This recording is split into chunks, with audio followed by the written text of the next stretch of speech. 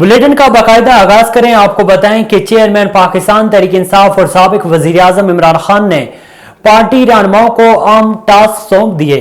जराये के मुताबिक इमरान खान ने स्पीकर पंजाब असम्बली सिब्तैन खान, साबिक वजीर आला पंजाब उस्मान बुज़दार, असलम इकबाल, महमूद रशीद और अब्बास को अहम जिम्मेदारियां तफवीज़ की हैं। इमरान खान ने पार्टी रहनुमाओं को हदायत की है कि 11 जनवरी से कबल हर सूरत एतमाद का वोट लिया जाए, जिसके लिए पार्टी रहनुमा अरकान असम्बली से राब्तों का अमल जल्द मुकम्मल करें।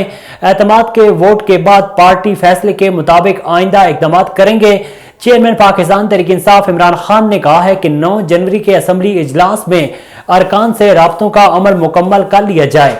आगे बढ़े, आपको बताएं कि सरबराह अवामी मुस्लिम लीग और साबिक वजीर दाखिला शेख रशीद ने कहा है कि इलेक्शन का पैगाम दे दिया गया है, बस शेड्यूल तय करना बाकी है।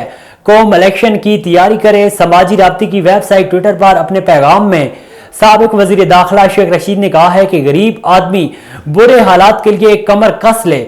8 बजे दुकानें बंद करने पर हुकूमत सूबों और ताजे तंजीमों को एतमाद मिले।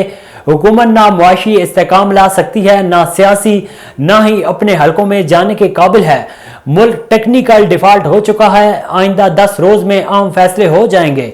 उन्होंने कहा है कि गैर मकबूल फैसलों से सारा नुकसान नून लीग और इसके हितादियों का हुआ है। स्टॉक एक्सचेंज और ज़र मुबादला के ज़खायर आधे और महंगाई तिगनी हो गई है। A1 टीवी के न्यूज स्टूडियो से फिल वक्त इतना ही।